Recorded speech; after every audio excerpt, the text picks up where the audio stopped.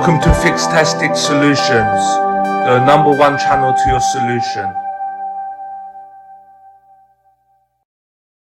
Hi guys, and welcome to my YouTube channel. In today's video, I will show you how to enter BIOS configuration settings and boot menu option for a Lenovo Yoga 6 laptop.